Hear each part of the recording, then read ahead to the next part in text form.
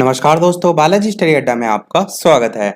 CTET के upper primary के लिए लगातार हम आपको इम्पोर्टेंट क्वेश्चन जो है वो प्रोवाइड करा रहे हैं। तो इससे पहले वाले वीडियो में हम पेपर सॉल्यूशन आपको करा रहे थे सीटेट का, जो कि आपका पेपर हुआ था दिसंबर 2019 में। तो दिसंबर 2019 पेपर जो है, इसके स्टार्टिंग के हमने 20 प्रश्न जो है वो देखे थे पहले वाले पार्ट में। इससे जस्ट पहले वाले पार्ट में, जो कि आपको साइड में आई बटन में वीडियो जो है वो मिल जाएगा। आज हम देखेंगे उसके आगे वाले प्रश्न। और आगे वाले प्रश्न देखने से पहले बात करते हैं जो पिछले वाले वीडियो में मैंने प्रश्न पूछा था, ये 48 नंबर BCE, इसका तात्पर्य क्या है, इसके सही उत्तर की। तो 4 ऑप्शन दे रखे थे। BCE स्टैंड्स फॉर आपसे पूछा गया था। तो बात करें उत्तर की, आपका option number 2 before common era जो है वो बिल्कुल सही हो जाएगा। ये हो गया आपका पिछले वाले वीडियो का जो है वो सही उत्तर। चलिए अब शुरू करते हैं इस वीडियो के प्रश्न से। तो इस वीडियो में जो है हम प्रश्न देखेंगे 51 से लेकर आगे के 20 प्रश्न, यानी कि 50 से 60, 60 से 70। और एक प्रश्न हम, जैसे कि सभी वीडियो में हम आपसे एक ना एक प्रश्न पूछते हैं, तो वो भी हम पूछेंगे। चलिए शुरू करते हैं प्रश्न नंबर 51 से। 51 प्रश्न कह रहा है कि महायान बौद्ध धर्म जो है, इसके अंतर्गत 4 ऑप्शन दे रखे हैं। मूर्तियों में बुद्ध जो है उसकी उपस्थिति सिर्फ कुछ संकेतों के माध्यम से दर्शाई जाती थी। दूसरा कह रहा है कि बुद्ध की जो प्रतिमाएं हैं वो बनाई जाने लगी। तीसरा कह रहा है बोधिसत्व जो है उनको नहीं स्वीकारा गया क्योंकि उन्हें अभी भी ज्ञान प्राप्त करना जो है वो बाकी था। और चौथा कह रहा है मूर्तिकला के केंद्रों के रूप में मथुरा और तक्षशिला का पतन हुआ। तो आपको क्या बताना है, बौद्ध महायान बौद्ध धर्म जो है उसके अंतर्गत इनमें से कौन सा जो है वो सही होगा। तो चलिए बात करते हैं उत्तर की, कौन सा सही होगा। तो बिल्कुल यहाँ पर आपका ऑप्शन नंबर 2 बुद्ध जो है उनकी प्रतिमाएं बनाई जाने लगी, ये जो है वो महायान बौद्ध धर्म के अंतर्गत, ये आपका बिल्कुल सही हो जाएगा। तो ये जो महायान आप देख पा रहे हैं, ये बौद्ध धर्म जो है उसकी 2 प्रमुख जो शाखाएं थी, उनमें से एक आपकी आती थी। एक आपकी हीनयान होती थी और दूसरी आपकी महायान होती थी, जिसके संबंध में यहाँ पर प्रश्न में पूछा गया है। तो जो महायान है, इसने जो बुद्ध है उसको ईश्वर के तुल्य जो है वो माना था। और जो महायानी होते थे, इन्होंने ही संसार भर में जो बुद्ध हैं उनकी मूर्ति और जो प्रार्थना है उसके लिए स्तूपों का निर्माण भी करवाया था। या आप इसी को दूसरे तरीके से कह सकते हैं कि बुद्ध की जो प्रतिमाएं हैं वो भी जो है वो बनवाई थी। इसलिए आपका ऑप्शन नंबर 2 यहाँ पर सही हो जाएगा। देखते हैं अपना अगला प्रश्न 52 कि खलजी और तुगलक वंश, यहाँ पर जो है वो खिलजी होगा क्योंकि आपने काफी बार पढ़ा होगा। खिलजी और तुगलक वंश के अंतर्गत प्रशासन और समेकन के संदर्भ में सही जो है वो क्या है। इंग्लिश में भी हालांकि यहाँ पर खलजीस करके ही जो है वो लिखा हुआ है, खलजीस एंड तुगलक। खिलजी को ही आप खलजीस के नाम से भी जानते हैं, तो इसमें वही जो है यहाँ पर लिखा हुआ है। और 4 ऑप्शन भी दे रखे हैं। पहला कह रहा है कि उपमहाद्वीप का काफी बड़ा हिस्सा दिल्ली के जो सुल्तान है उसके अधिकार में रहा। दूसरा कह रहा है कि गंगा के मैदानी इलाकों के घने जंगलों वाले क्षेत्र जो है उनको पहली बार बैठा गया। तीसरा कह रहा है कि दिल्ली से बंगाल जैसे जो सुदूर प्रांत थे उनका नियंत्रण कठिन था। और चौथा कह रहा है कि अलाउद्दीन खिलजी और मोहम्मद तुगलक गंगा के मैदानी इलाकों पर जोर जबरदस्ती अपना अधिकार लंबे समय तक रख पाए। आपको बताना है कि खिलजी और तुगलक वंश के अंतर्गत जो प्रशासन और समेकन है उसके संदर्भ में इनमें से कौन सा कथन जो है वो सही होगा। आप चाहें तो इंग्लिश में भी क्वेश्चन जो है वो पढ़ सकते हैं, क्योंकि कुछ ऐसे वर्ड हैं जो काफी लोगों को हिंदी में नहीं समझ में आते, इंग्लिश में ज्यादा अच्छे तरीके से समझ में आते हैं, इसीलिए दोनों ही माध्यम में यहाँ पर जो है वो प्रश्न लिखा हुआ है। तो चलिए बात करते हैं उत्तर की, कौन सा सही होगा। तो बिल्कुल यहाँ पर आपका ऑप्शन नंबर जो 3 है, यानी कि दिल्ली से बंगाल जैसे जो सुदूर प्रांत थे उनका नियंत्रण कठिन था, ये आपका इसके संबंध में जो है वो बिल्कुल सही हो जाएगा। चलिए देखते हैं अपना अगला प्रश्न 53। प्रश्न कह रहा है कि जनजातीय लोगों के इतिहास के पुनर्निर्माण में निम्न में से कौन सा जो कथन है वो आपको गलत बताना है। बस सबसे मेन आपको फोकस यहाँ पर क्या करना है, गलत बताना है। 4 ऑप्शन है। पहला कह रहा है समकालीन जो इतिहासकार और मुसाफिर हैं उन्होंने जनजातियों के बारे में बहुत कम जानकारी दी है। दूसरा कह रहा है अधिकांश जनजातीय समूहों ने लिखित दस्तावेज रखा है। तीसरा कह रहा है जनजातीय लोगों ने समृद्ध रीति रिवाज और मौखिक परंपराओं का संरक्षण किया है। और चौथा कह रहा है जनजातीय समाज अपनी विविध किस्म की जरूरतों के लिए एक दूसरे पर निर्भर रहा है। तो आपको क्या बताना है, जनजातीय लोगों के इतिहास के पुनर्निर्माण में कौन सा कथन जो है वो गलत है। ऑप्शन ए, बी, सी या डी। चलिए बात कर लेते हैं उत्तर की कौन सा सही होगा। तो आपका यहाँ पर ऑप्शन नंबर 2 बिल्कुल सही हो जाएगा, यानी कि अधिकांश जनजाति जो समूह हैं उन्होंने लिखित दस्तावेज रखा है, ये आपका इसके संबंध में जो है वो कथन गलत हो जाएगा। चलिए देखते हैं अपना अगला प्रश्न 54। 1857 के विद्रोह के बाद अंग्रेजों ने किस प्रकार भारत पर अपने नियंत्रण को जो है वो समेकित किया। पहला कह रहा है ईस्ट इंडिया कंपनी के जो सारे अधिकार थे वो ब्रिटिश साम्राज्य के हाथ में सौंप कर, ताकि भारतीय मामलों को ज्यादा बेहतर ढंग से संभाला जा सके। दूसरा कह रहा है कि अवध, बिहार, मध्य भारत और दक्षिण भारत से ज्यादा जो सिपाही हैं उनको भर्ती करके। तीसरा कह रहा है भूमिहीन तथा किसानों की रक्षा के लिए नीतियां बनाकर। और चौथा कह रहा है तुष्टीकरण तथा संपत्ति अधिकारों की सुरक्षा करके। तो आपको बताना है 1857 के विद्रोह के बाद अंग्रेजों ने किस प्रकार भारत पर जो अपना नियंत्रण है उसको जो है वो समेकित किया। 4 ऑप्शन है, आपको बताना है कौन सा सही होगा।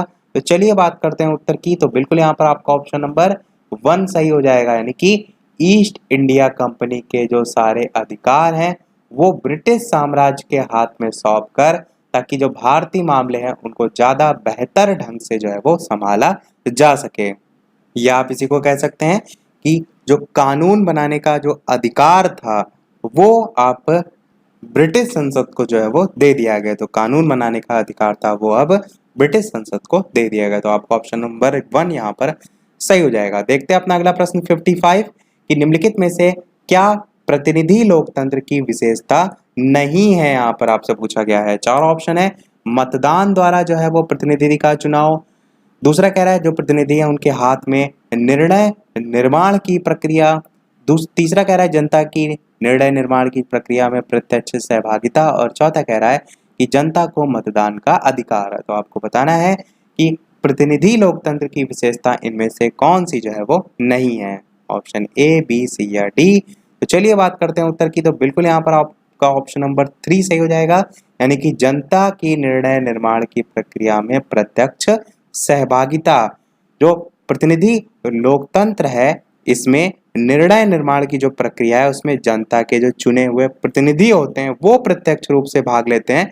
तो जनता का इसमें प्रत्यक्ष जो सहभागिता होती है, इसीलिए आप कह सकते हैं नहीं देखने को मिलती है। और आपसे प्रश्न में यही पूछा गया था कि कौन सा कथन नहीं होगा, तो आप कह सकते हैं इसीलिए जनता की निर्णय निर्माण की जो प्रक्रिया उसमें प्रत्यक्ष सहभागिता देखने को नहीं मिलती है, परंतु यहाँ पर दिया है कि मिलती है, इसीलिए आपका ऑप्शन नंबर 3 यहाँ पर जो है वो सही हो जाएगा। इंग्लिश में भी साथ साथ में आप प्रश्न जो है वो पढ़ सकते हैं। 56 नंबर प्रश्न है कि भारत के किस क्षेत्र को छोटा तिब्बत जो है वो कहा गया है।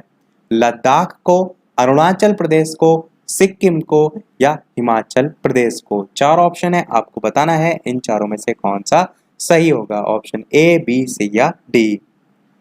चलिए बात करते हैं उत्तर की। तो बिल्कुल यहाँ पर आपका ऑप्शन नंबर ए सही हो जाएगा, यानी कि लद्दाख जो है आपका यहाँ पर सही हो जाएगा। तो लद्दाख जो है आपका जो उत्तरी भारत है उसका एक केंद्र शासित प्रदेश है, जो कि उत्तर में काराकोरम पर्वत और दक्षिण में हिमालय पर्वत जो है इसमें स्थित है। तो ये भी इसकी स्थिति भी ध्यान में रखिएगा। तो छोटा तिब्बत किसको कहा गया है? छोटा तिब्बत लद्दाख को जो है वो कहा गया है। इसके अलावा वीडियो पसंद आ रहा हो तो वीडियो को लाइक भी अवश्य कर दीजिएगा, ताकि मुझे भी मोटिवेशन मिलता रहे। इसी प्रकार मैं आपके लिए अच्छे अच्छे जो प्रश्न है वो लेकर आता रहूं। प्रीवियस ईयर कराने का मेन उद्देश्य ये है, जैसे कि आप देख पा रहे हैं कि प्रश्नों का लेवल काफी कठिन होता है, तो इस प्रकार के जब प्रश्न की प्रैक्टिस आप करेंगे तभी पेपर में वहां पर जो है आप कर पाएंगे, क्योंकि सरल सरल प्रश्न यहाँ तो आप कर लेंगे परंतु पेपर में आपको दिक्कत होगी। चलिए देखते हैं अब अपना अगला प्रश्न। 57 प्रश्न है कि भारत में अपील प्रणाली या पौन वार्षिक प्रणाली जो है वो किसे कहते हैं। 4 ऑप्शन है। पहला कह रहा है न्यायिक सेवा में आवेदन का प्रावधान। दूसरा कह रहा है कि न्यायालय जो है उसके आदेश के खिलाफ संसद में अपील का प्रावधान। तीसरा कह रहा है राज्य कार्यपालिका प्रमुख का सर्वोच्च अपील प्राधिकारी के रूप में कार्यरत होने का प्रावधान। और चौथा कह रहा है निचली न्यायालय के आदेश के खिलाफ उच्च न्यायालय में अपील का प्रावधान। तो आपको बताना है इन चारों में से कौन सा जो है वो सही होगा। ऑप्शन ए, बी, सी या डी। तो चलिए बात करते हैं उत्तर की। तो बिल्कुल यहाँ पर आपका ऑप्शन नंबर 4 सही हो जाएगा, यानी कि निचली अदालत जो है उसके आदेश के खिलाफ उच्च न्यायालय में जो है वो अपील का प्रावधान। तो आप ये देखते भी हैं अलग अलग लेवल पर, इसीलिए बनाई भी गई है कोर्ट कि आप एक निचली अदालत से जो है वो संतुष्ट नहीं तो उससे ऊपर जाकर जो है वो अपील कर सकते हैं। तो इसीलिए इसको भारत में जो अपील प्रणाली या जो पौर्णावार्तिक प्रणाली के बारे में यहाँ पर बात की गई है, यानी कि निचली जो न्यायालय है उसके आदेश के खिलाफ उच्च न्यायालय में अपील का प्रावधान इसी के अंतर्गत जो है वो आता है। और जो भारतीय न्यायपालिका होती है वो कह सकते हैं आम कानून जो है उस पर आधारित होती है। और जो भारत है उसका जो शीर्ष न्यायालय है वो कहाँ है, तो वो नई दिल्ली में जो है वो स्थित है। और नई दिल्ली में जो है आपका क्या है, तो आप कहेंगे सर्वोच्च न्यायालय जो है वो नई दिल्ली में जो है वो स्थित है। और इसके जो नीचे आते हैं वो अलग अलग राज्यों में उच्च न्यायालय हैं। और उच्च न्यायालय जो है उसके नीचे आपके जिला न्यायालय आते हैं और उसके नीचे आपके अधीनस्थ न्यायालय आते हैं। यहाँ पर नीचे लिख भी देते हैं एक बार से सीरियल ताकि आपको याद रहे। तो सबसे पहले आपका क्या आता है, तो आप कहेंगे सर्वोच्च न्यायालय, ये जो है इसका क्रम आपका हो जाएगा। तो सर्वोच्च न्यायालय के नीचे आपके कौन से आते हैं, तो आप कहेंगे उच्च न्यायालय। उच्च न्यायालय जो है इसके नीचे कौन से आते हैं, तो आप कहेंगे जिला न्यायालय।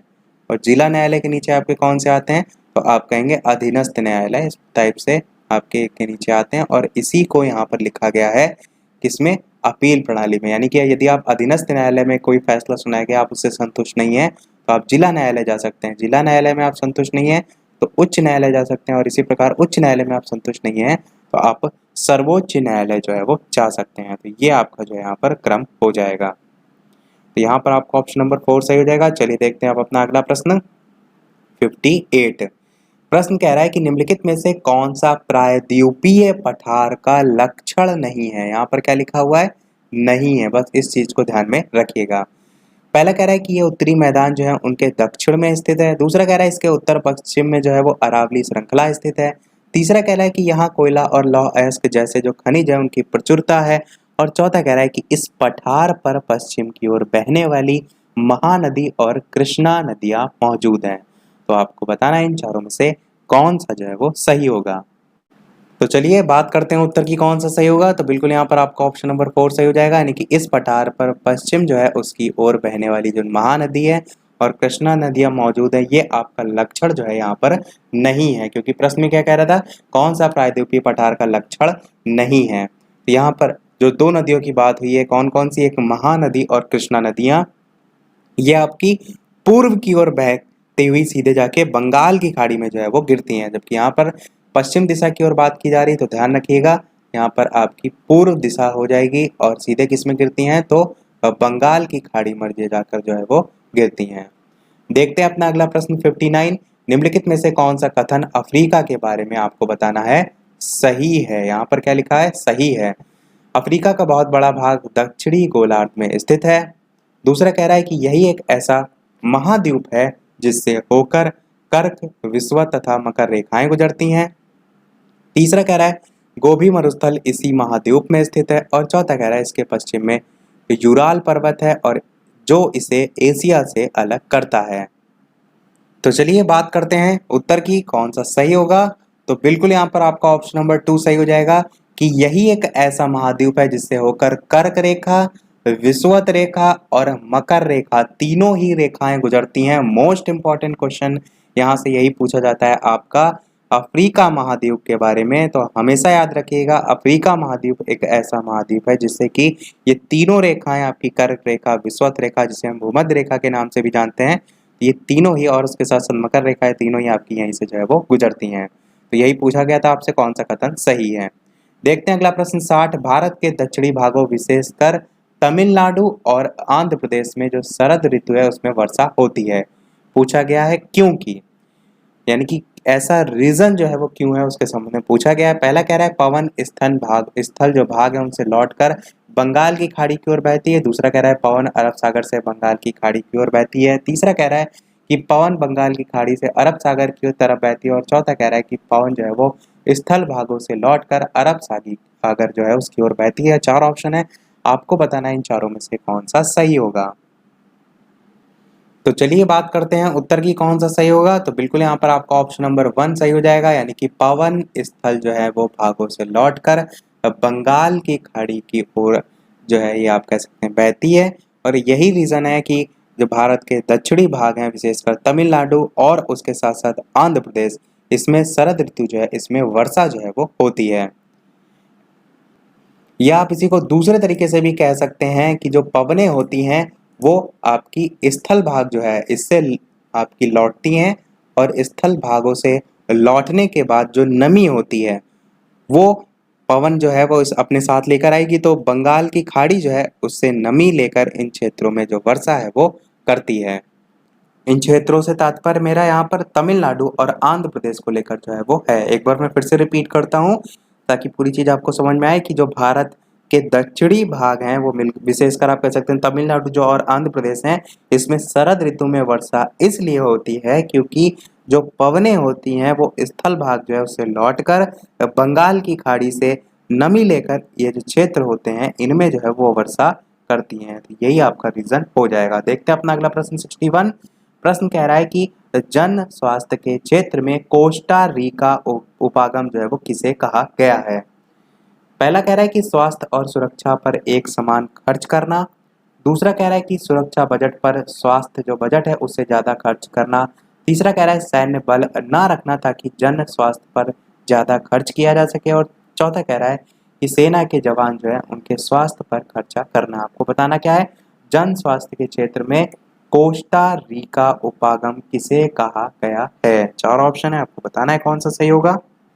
तो चलिए बात करते हैं उत्तर की कौन सा सही होगा। तो बिल्कुल यहाँ पर आपका ऑप्शन नंबर जो 3 है यानी कि सैन्य बल ना रखना ताकि जन स्वास्थ्य पर ज्यादा खर्च किया जा सके, ये आपका जो है वो बिल्कुल सही हो जाएगा।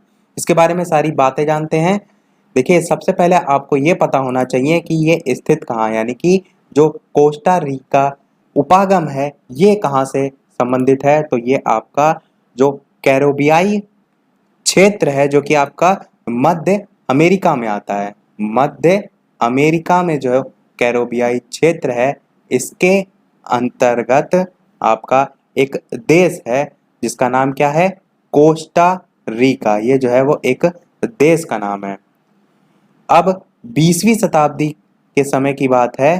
20वीं शताब्दी जो है इसके मध्य में 44 दिन जो है उस उतने समय में यानी कि 44 डेज जो है एक गृह युद्ध चला था। तो उस युद्ध के बाद 1949 में ये जो देश है कोस्टा रिका, इसने देखा कि बहुत नुकसान हो रहा है, तो इसने ये क्या किया, अपनी जो सारी सेना थी इसको ना रखने का फैसला लिया था ताकि क्या हो, जो जन स्वास्थ्य है उस पर ज्यादा जो है वो खर्च किया जा सके। तो यही आपका यहाँ पर प्रश्न जो है वो पूछा गया था। तो इस देश ने क्या किया था, अपनी जो सेना है वो समाप्त कर दी थी।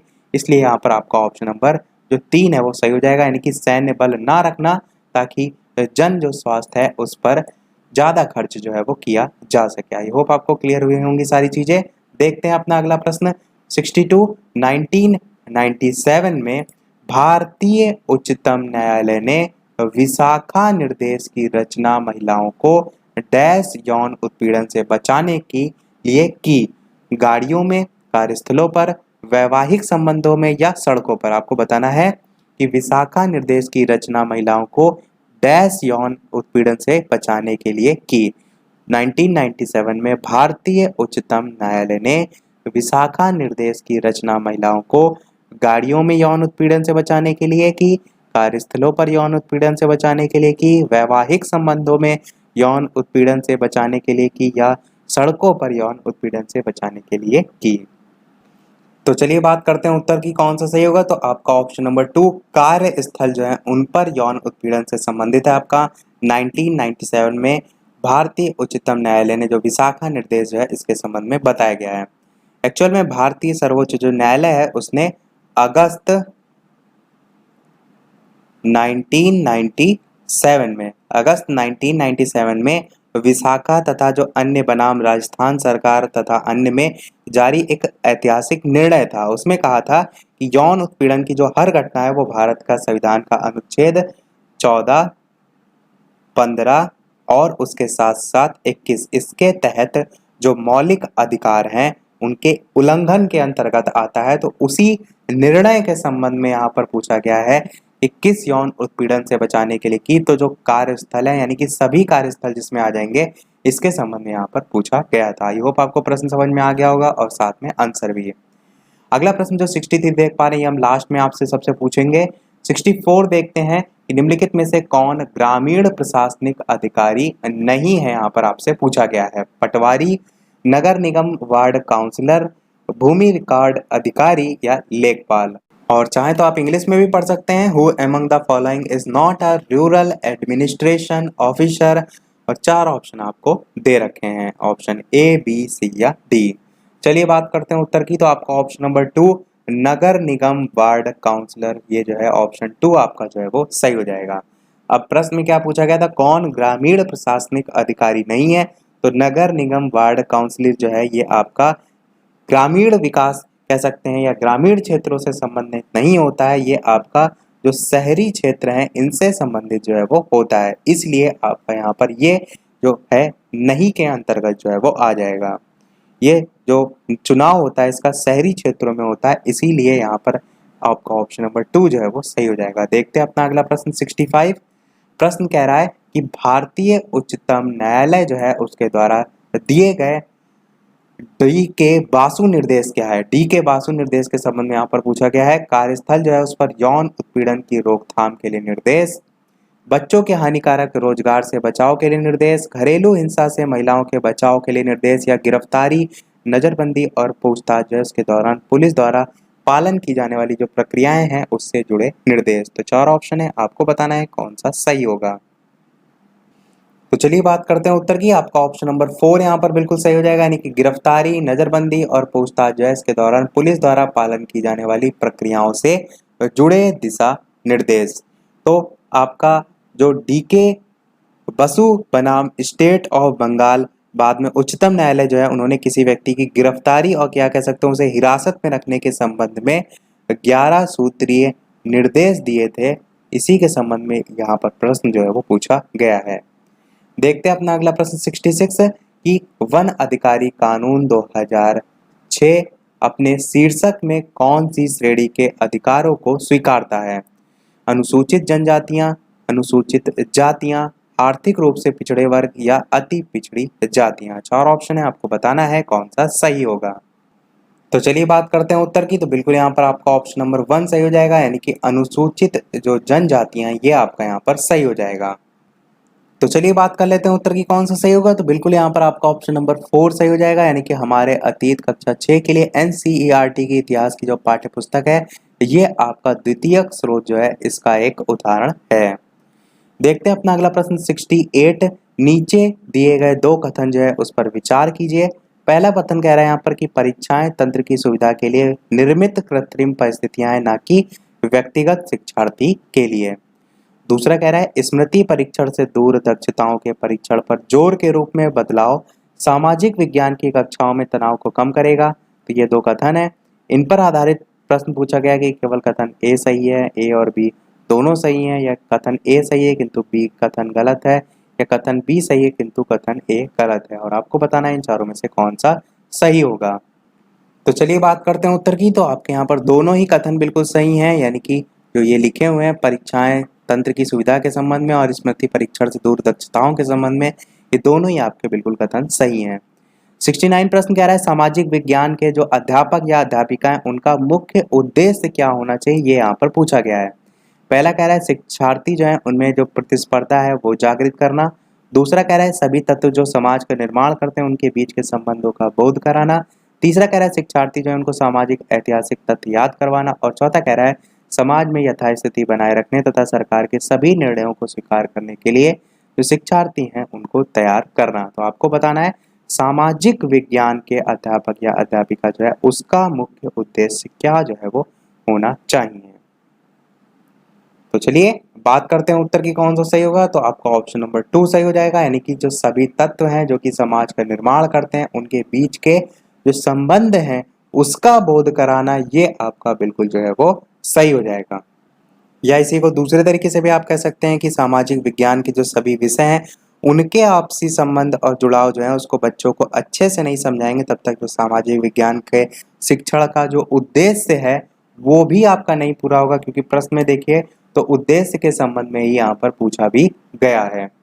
चलिए देखते हैं अपना अगला और इस वीडियो का लास्ट प्रश्न। इसके अलावा वीडियो यदि आपको पसंद आया हो प्रश्न हालांकि कठिन है, परंतु मेरा काम है आपको सारी चीज़ें यहाँ पर प्रोवाइड कराना। तो यदि प्रयास यहाँ पर पसंद आया हो तो वीडियो को लाइक भी अवश्य कर दीजिएगा और चैनल पर नए आए हो तो सब्सक्राइब भी अवश्य कीजिएगा, ताकि डेली इस प्रकार अच्छे अच्छे प्रश्न आपको प्रैक्टिस करने के लिए मिलते रहें। और टेलीग्राम चैनल से नहीं ऐड हैं तो डिस्क्रिप्शन में भी आपको लिंक मिल जाएगी, और इसके साथ साथ डायरेक्ट भी बालाजी स्टडी अड्डा सर्च करके आप ऐड हो सकते हैं। तो ये लास्ट प्रश्न है, इसके बाद हम वो प्रश्न देखेंगे जो कि हम अभी ऊपर छोड़ के आए हैं।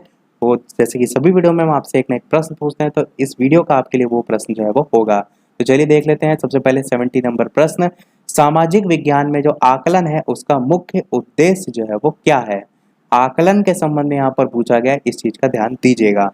पहला कह रहा है पाठ्यपुस्तकीय ज्ञान को याद करने की जो क्षमताएं हैं उनका परीक्षण तथा सभी शिक्षार्थियों के लिए परीक्षा के तनाव को कम करना। दूसरा कह रहा है शिक्षार्थी जो है उनको वर्गीकृत करने और चिन्हित करने के लिए।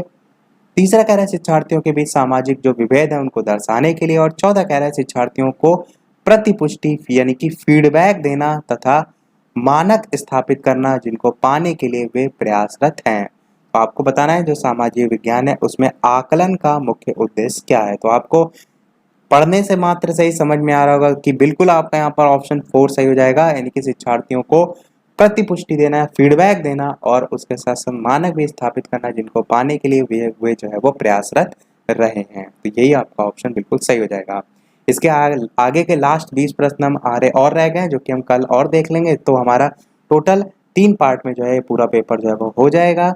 चलिए देख लेते हैं वो प्रश्न। जैसे कि सभी वीडियो में हम आपसे एक ना एक प्रश्न पूछते हैं, तो इस वीडियो का आपके लिए प्रश्न ये 63 नंबर वाला है कि निम्नलिखित जो है उनमें से कौन भारत में एक राज्य के राज्यपाल की नियुक्ति जो है वो करता है। 4 ऑप्शन है। पहला कह रहा है विधानसभा जो है उसके सदस्य, दूसरा कह रहा है कि संसद जो है उसके सदस्य, तीसरा कह रहा है केंद्र सरकार और चौथा कह रहा है अटॉर्नी जनरल। इधर इंग्लिश में भी आप पढ़ सकते हैं, who amongst the following appoints the governor of a state in India. 1 2 3 4 option है, दोनों में ही आपको वीडियो के मेन कमेंट में टाइप करके बताना है कि इन चारों में से कौन सा जो है वो सही होगा। तो सभी लोग ट्राई अवश्य कीजिए और अपना उत्तर जो है वो अवश्य बताइएगा। इसका आंसर जो हम अगले वाले पार्ट में जो है वो देखेंगे। इसी के साथ हमारा आज का पार्ट समाप्त होता है। आज की वीडियो में इतना ही। वीडियो पसंद आया हो तो लाइक अवश्य कीजिएगा, नए हैं चैनल पर तो सब्सक्राइब जरूर कीजिएगा। चलिए मिलते हैं अगले वीडियो में नए टॉपिक के साथ, तब तक के लिए नमस्कार। Thank you for watching.